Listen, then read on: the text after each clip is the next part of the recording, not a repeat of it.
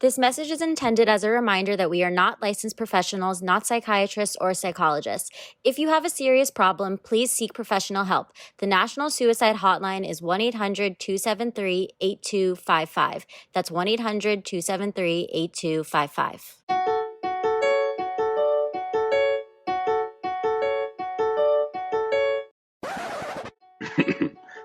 Mic check 1 2. Mic check 1 2. Hearing all these letters read aloud by damsels not in distress. Host came to impress. Bitch, check your DMs. This is hot off the press.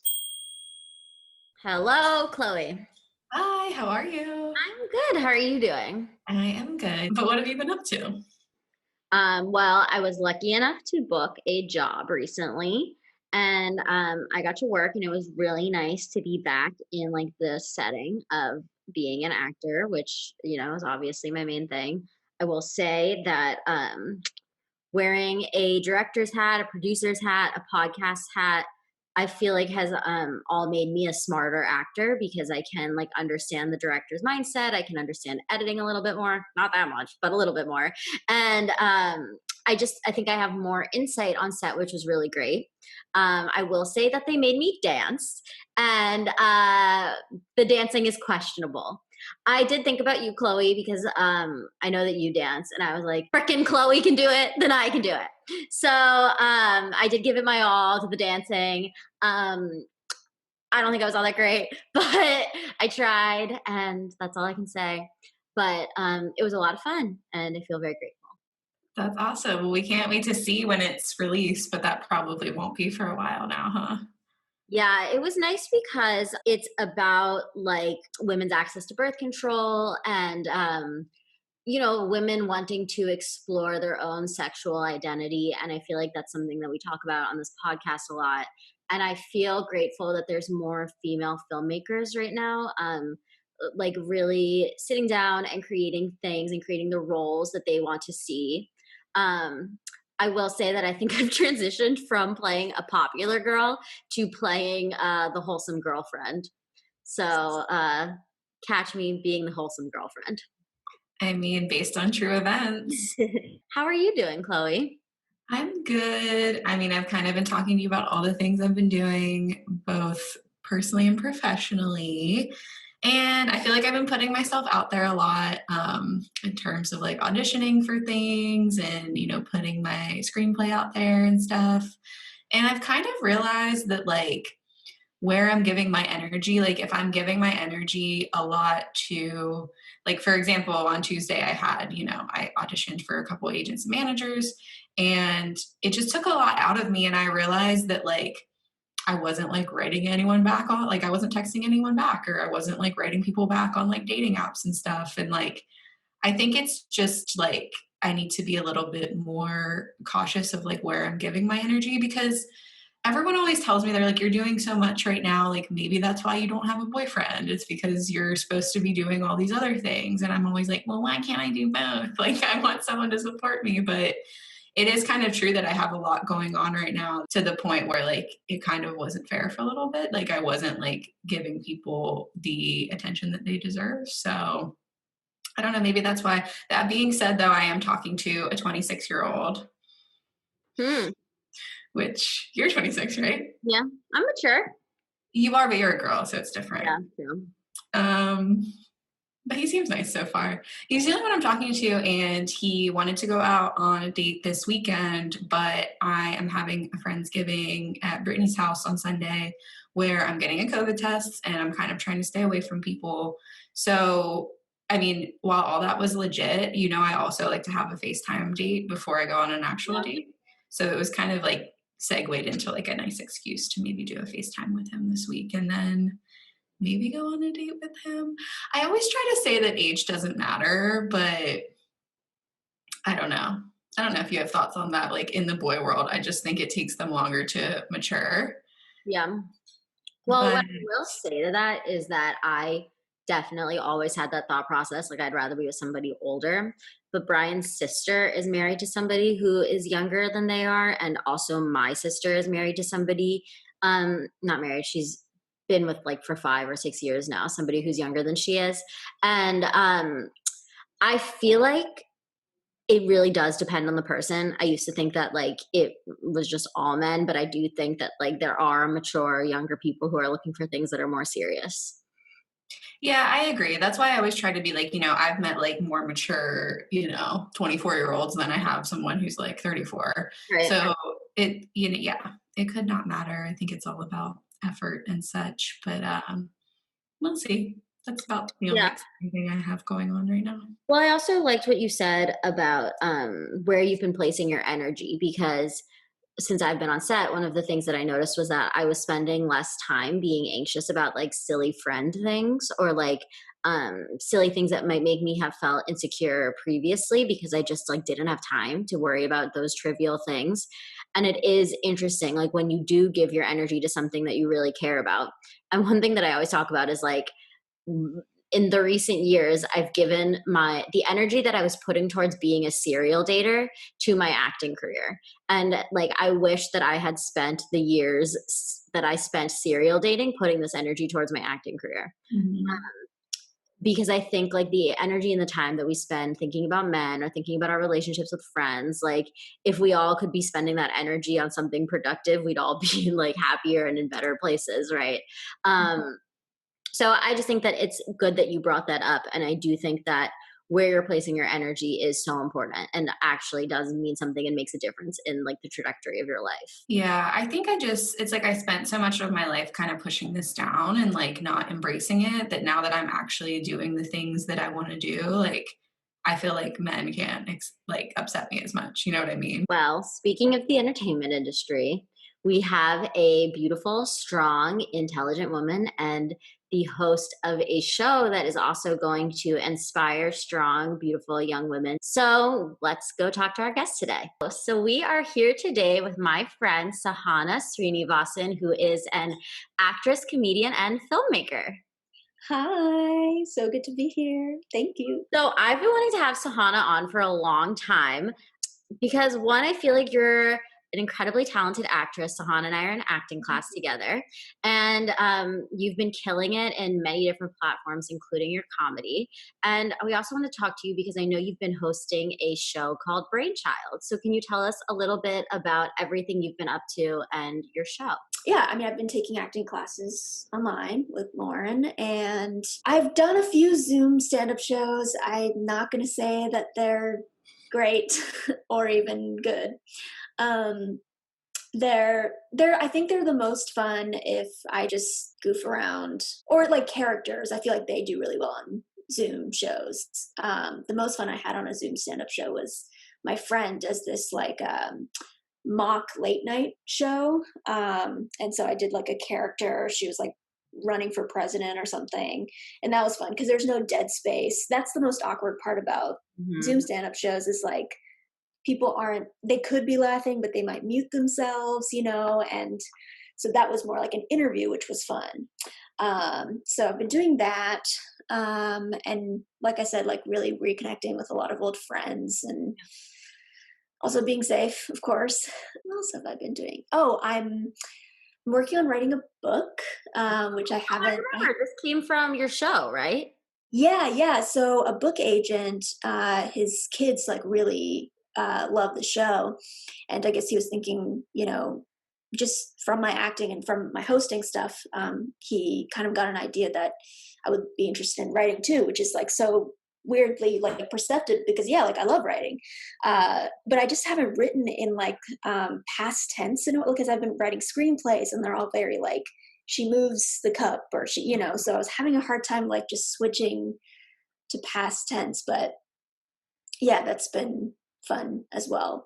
I really feel like even given like all the constraints that are put on us through the pandemic, like a lot of randomly positive things have been happening too. So I was looking at your Brainchild clips and they look amazing. And I have a million questions for you about that. But could you give us like an overview of what that is and like how that came to be? yeah.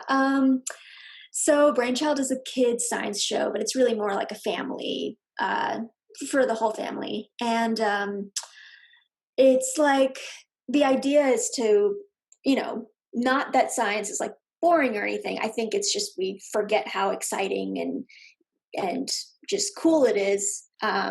when we get into the more like gritty work.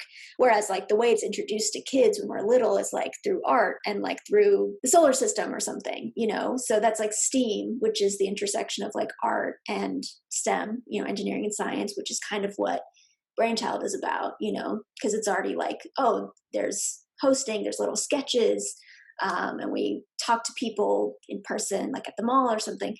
But it's also like exploring topics that we didn't even think like were science. Like the first episode's on social media. Then there's an episode on like motivation, like how to find motivation and the science behind that. So, and creativity too is another episode. So it was fun for me to do that because growing up, I always thought I wasn't like a science person just because I was so into the arts. And it's like, oh, you don't have to limit yourself that way because there's so much creativity in science and so much overlap, you know. But I got that through auditioning, through an audition process, and filmed it in New York. And it was great because the team was very super. They were, you know, obviously like the script is their baby and they're very attached to it, but they're also very open to like me ad-libbing and like changing it to sound more like me and adding some of my jokes in there. So I really enjoyed that experience. Yeah. And when you were approached to do it, were they looking for somebody with a science background or were they open to anybody?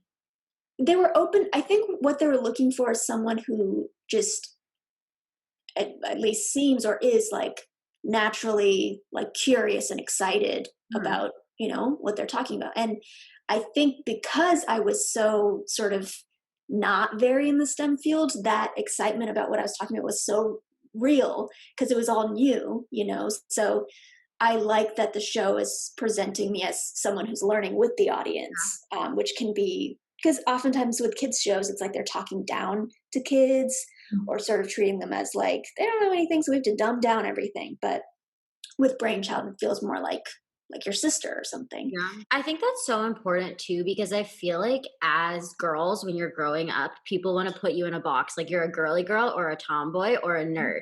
And you're like forced to find whichever box you feel like you can fit into. But like the show has showed you that you can be both. You can be both like interested in clothes, but also be interested in science. Like you don't have to be so limited to a stereotype. Definitely. Yeah, no, I agree. It also, I mean, that also goes hand in hand with the idea that like, oh, like brown people have to pursue you know, something in science, but here I am doing like a hosting thing but also science, you know, it's like more nuanced.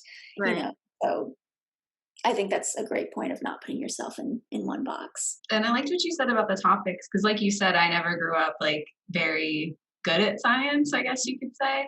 But like, you know, some of the topics I was looking up, you talk about memory and like very timely talk about like washing your hands, the importance of that. And it's kind of just like topics that everyone can relate to. And I was wondering, do you kind of have a say in those topics? Like, are you brainstorming with them to figure them out or? They presented the topics, which I thought were cool, and I don't think we'll get renewed. I mean, it would be awesome if we did. No? Yeah, I don't know if we will. I'm gonna say I don't know, but you know, which is sad. But I think given if there's a second season, I feel like I could maybe have a say because I was proposing like, oh, I'd love to do an episode on like muscles or something because I love weightlifting. So that would be something I would actually naturally feel really inclined to talk about. But yeah. Well, I like what you said about you saying that you kind of like present yourself as a big sister. And I saw an interview that you did that was kind of comparing you to Belle Nye, which I think is super fair and like super relevant because you present it in a really cool way that makes it approachable and not scary. And like, I just feel like you have a really good hosting ability.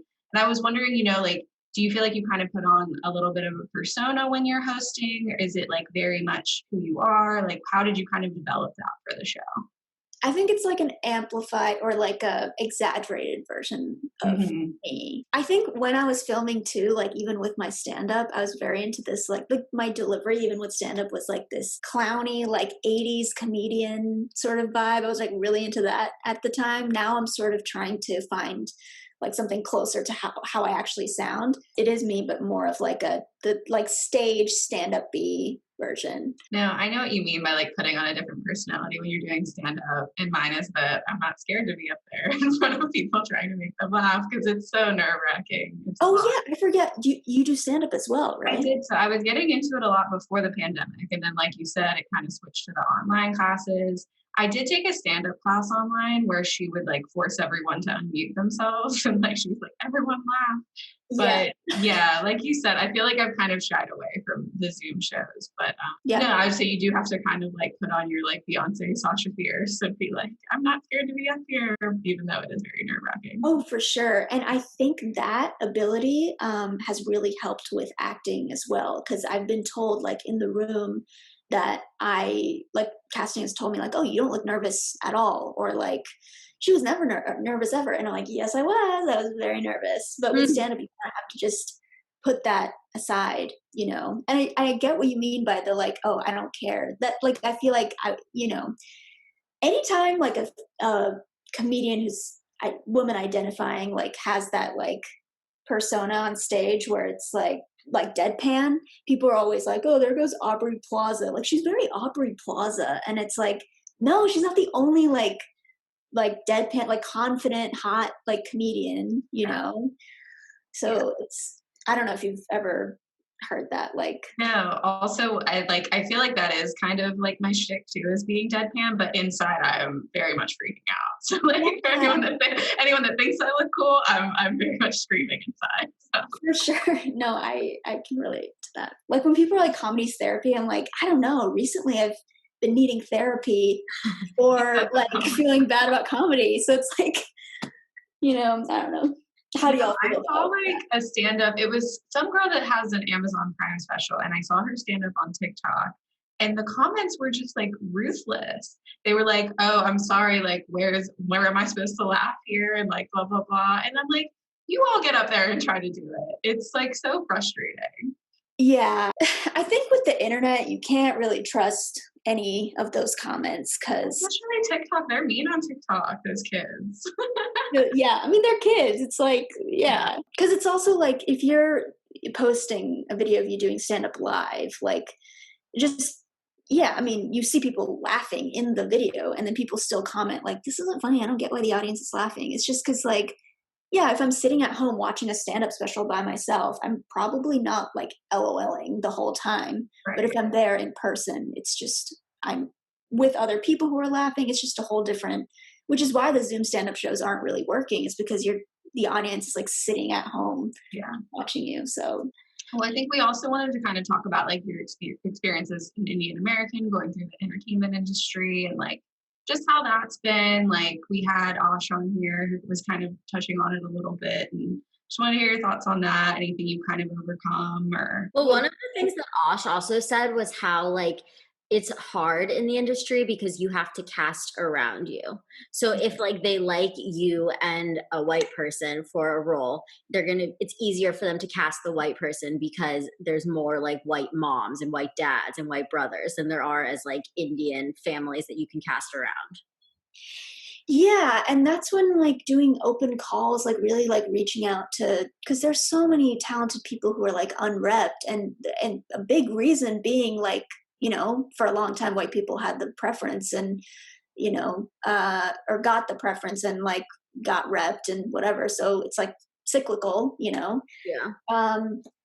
But I'd say that like the biggest, I don't know, I've been really struggling with like not getting competitive with other brown girls in the industry. And I was actually talking to Ash about this because when I was younger, I was just told by like people that like, oh, you'll be fine. Like you're, brown girls are in, which is so weird when people say that because it's like, I'm not like a fashion trend or like a, piece of clothing that's like in, but brown girls like, oh, you're talented. Like there are not that many brown actors. Like you'll book all those roles. And that was like very like it was damaging because then I'm still trying to like unlearn, it's not about being jealous and like having this monopoly over all the brown funny roles. It's about just like supporting and uplifting everyone like in the community going for those roles.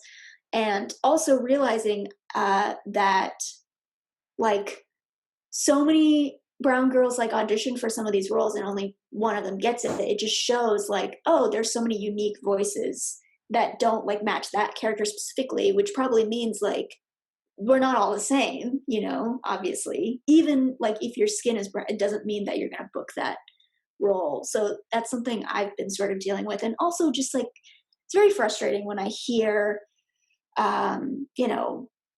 like people of color are taking all the roles now. And, if you're a person of color, like don't even worry about it, which is like, no, acting is hard, period, for everybody. And there are other barriers that are preventing, maybe like right now, white people from getting those roles. They're still booking, Yeah. And it's like, we can't blame the industry being difficult on people of color, and say it's because they're getting all the roles. So those are just some things that I've been dealing with. And also just like knowing that just because something is diverse, because you're seeing a diverse cast doesn't mean that like the writer's room is, diverse, or the showrunner, because then you'll see it and think like, wow, this is such a, progressive show, or, whatever. But then the things that they're saying, like the dialogue is like corny and like not accurate because it's like written by a 6-year-old white guy, Yeah. Yeah. And that's why it's frustrating when I hear like that people of color are just like killing it, like a lot more. Like, yes, we are. Like, I think like the people who are like self-made, and that's the whole thing. It's like the main reason why more people of color are getting booked is because we've been working and we've been writing our own shows and casting ourselves and then other people of color in the project. So it's like, oh, it was literally all us again. And it's like, and we're getting hate for it, which doesn't make any sense. And like that's the thing too, is like I feel like a lot of people don't want to put in the work. And like if you're writing your stuff and casting your stuff and like reaching out to agents, like doing what you need to be doing, like things are going to happen for you. It's all about your work ethic too. Yeah. And just like, taking opportunities when they come. Sometimes I'll get an opportunity and feel like I'm not really ready for, like I feel like my abilities, don't match what they're looking for. But then it's like, wait, but they're still asking me, for a reason. And the only way to learn and feel like, oh, I do know how to do this is just by doing it. Totally. Yeah, Lauren and I talk about imposter syndrome a lot, and I think it's definitely hard, like amongst females too. Like it's just you're always like, "Oh, are you sure you want me?" And they're like, "Yeah, we wouldn't be casting you if we didn't." Like, Yeah. It's hard. But it's not our fault, Like it's like I start to think, am I weak for not speaking up about something, or for getting insecure about like, or not embracing a win? But it's literally just like this. It's like it's ingrained from just being told that you can't be heard or that you're not good enough by everybody else in the world. So yeah. Did you watch the Indian Matchmaker show? yes, a little bit. What did you think? I have thoughts on it. It definitely is like, it does present the sort of reality of like arranged marriage in India or just matchmaking, whatever. And it kind of shows that it's not this like, because when people hear arranged marriage, they're like, oh, it's like child marriage. It's some like weird, scary thing. In fact, a lot of arranged marriages work out really well.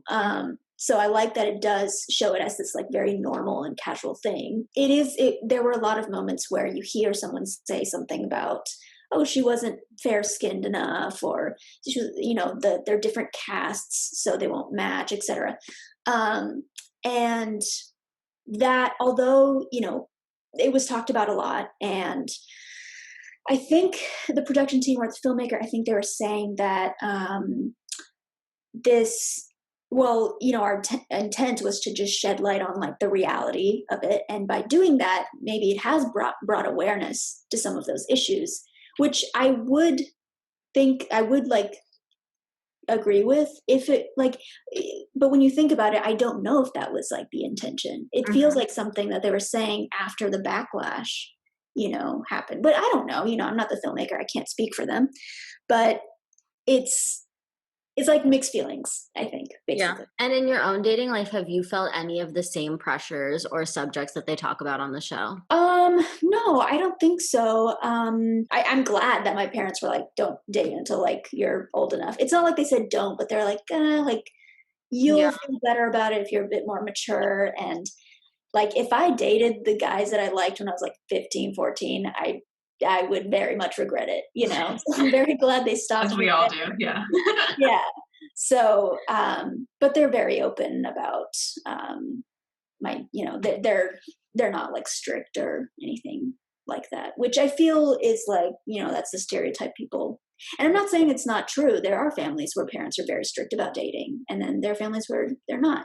Again, it's like just being honest to your own story and what you want to tell. Yeah. Yeah. And have you dated in both Texas and LA? Mainly Texas. Okay. I haven't really dated out here. I'm kind of, I don't know what it's like out here. Influencer or artist or like producer. It's like, I don't know what that's like. What have I seen you in? Yeah. I haven't seen you in anything. Yeah.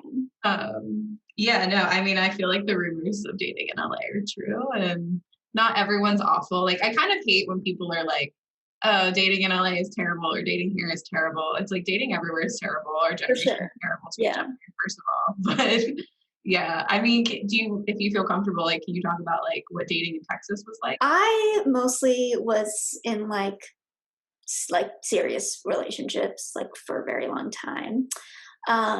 So it was mostly, and for some reason I just ended up in a lot of long distance relationships because I would meet someone like on set or something, filming in LA, and then like we'd be long distance, or I'd you know, through school, and then I'd go back to Dallas. So it was always like that. So I'm very kind of used to that. And I feel like in this industry too, like actors, you might have to travel a lot. So, you know, that's something that'll probably could happen again. But I don't know. I never really liked like dating apps or anything.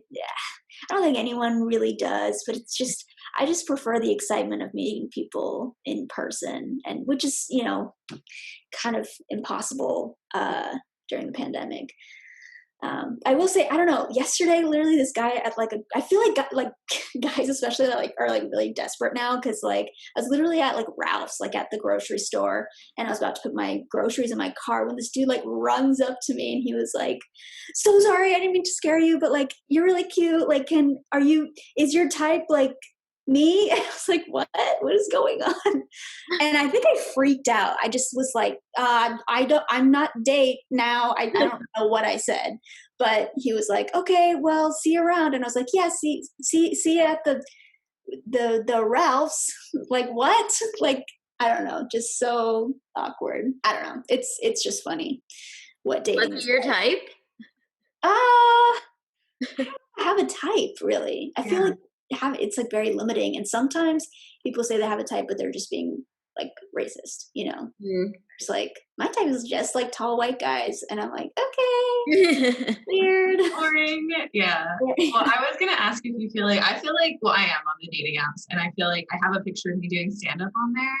And I feel like every guy is like, you do stand-up? That's so cool. Everyone says I'm the funniest and I should do stand-up too. And I'm like, bitch, then do it. Like, why are you here telling me about it? So I was wondering if you get that a lot with like your stand-up and your success on Netflix. And that people probably are like, oh, that's so cool. Like, I know. I originally was like, oh, this would be cool to like show myself doing. But now I'm like, I'm just not going to put those pictures on there or even tell people. Because then it's like, it's just... Maybe I can do that just to like weed out the people who are like, tell me a joke, you know, and finally there's someone who doesn't even ask about it. And I'm like, oh, interesting that you didn't ask. Maybe that's good, you know? Yeah. But I remember, I mean, I haven't really been using apps like recently, but I remember like years ago when I tried it, there were people who were like, what's your funniest joke or whatever, and then I would say it and they'd like unmatch. I'm like, okay, well, you asked, you know, like, you're like, I'll take that one out of the stand-up set. Like, I'll take it out. Okay. Yeah, it's just it's just set up for failure whenever they do that, because nowhere, it's just like comedians, I don't know, the only field where people just expect you to do your job when you're not doing it and just be good at it. It's like, you're not going to ask a chef to just cook at a party when you're trying to talk to them, Yeah. So, It's true. yeah.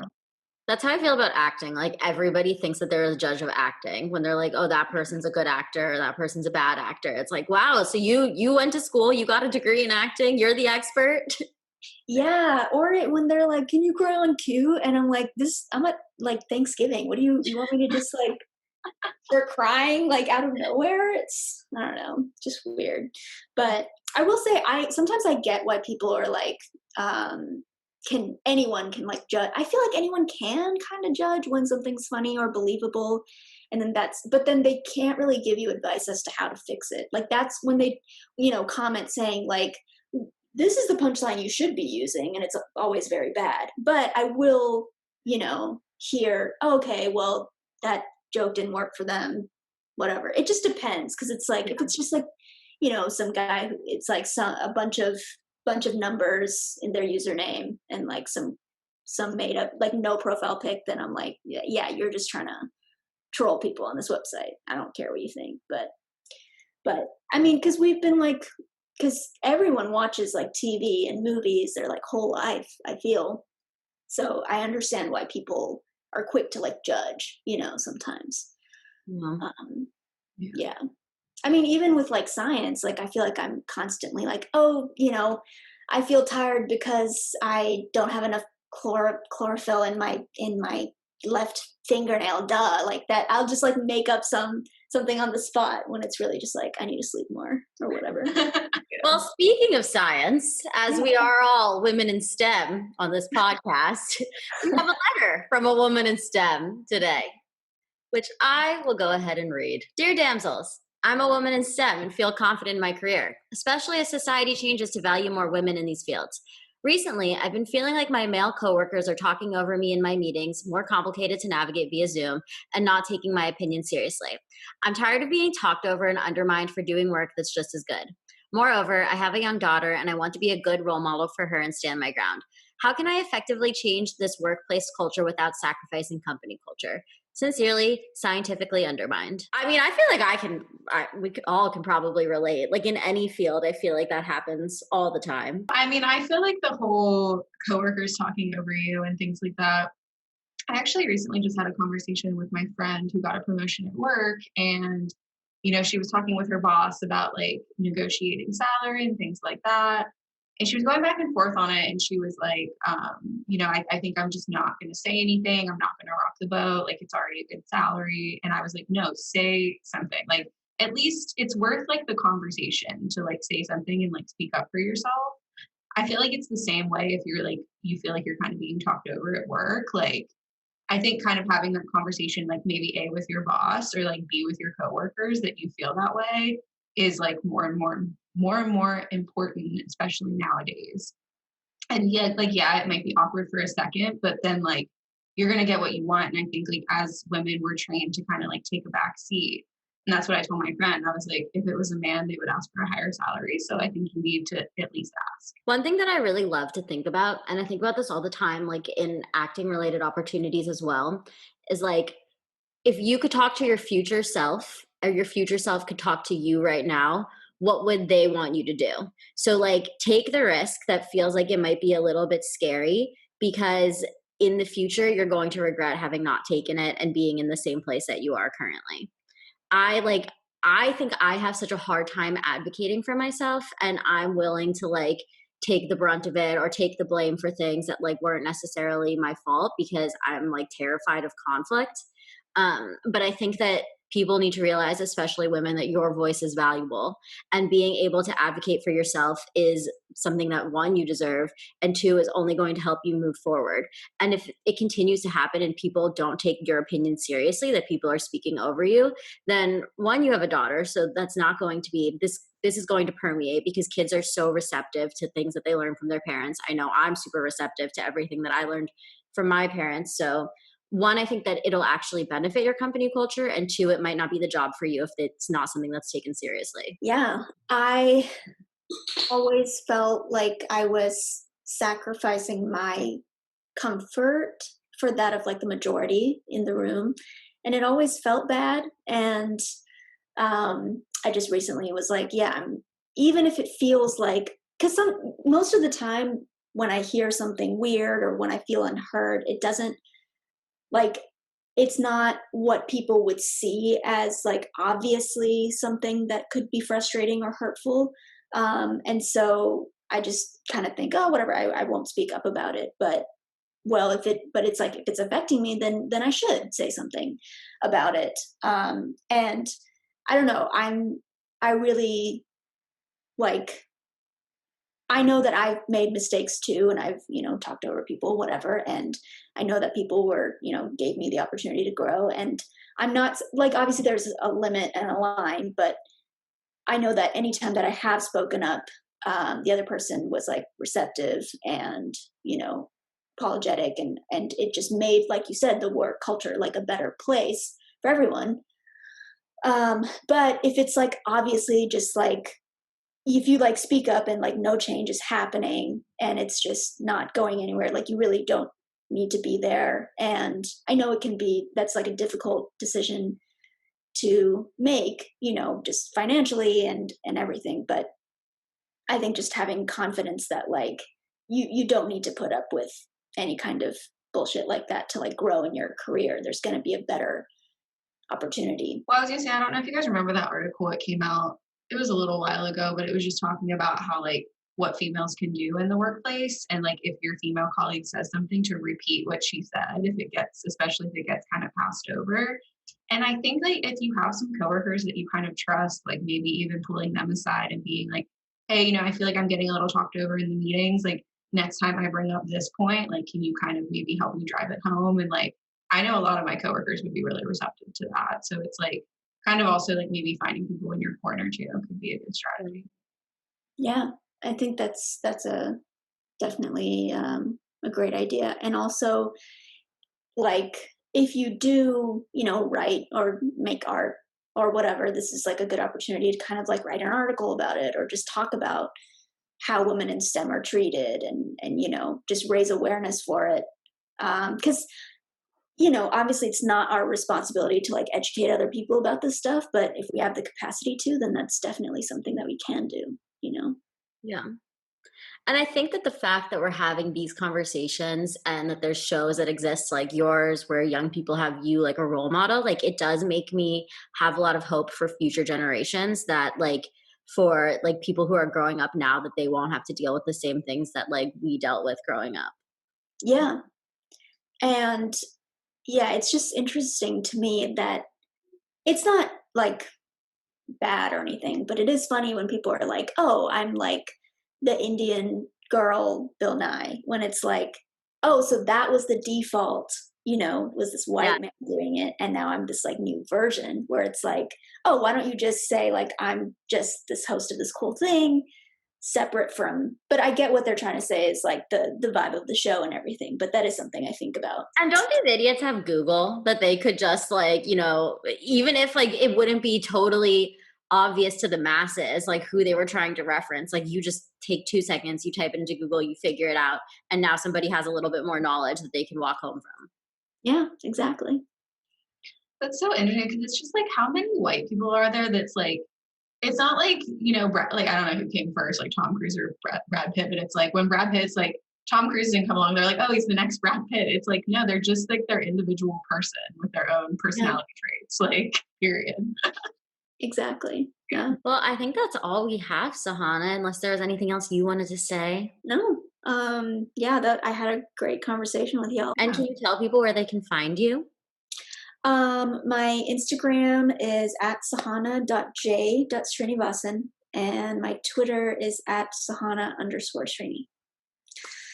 Yeah. Thank you for coming on. This was awesome. Yeah, thank you. Thank you, Sahana. Thank you. I just love her. Yeah, she's very smart. She is confident in what she has to say. She's also so funny. Like in our acting class, she's constantly making me hysterically laugh. I don't even know if she knows that because we're all like, have our videos off or whatever. But yeah, I'm grateful that she came on. And I just think it's nice talking to women who are doing what we're doing and succeeding. All right, guys. Well, write us your letters. Subscribe, rate us, write a review if you're so inclined. All of those things are seriously so helpful, and we would really appreciate it. And write us your letters. Yes. And until next time. It's going down in the DMs. Bye. Bye.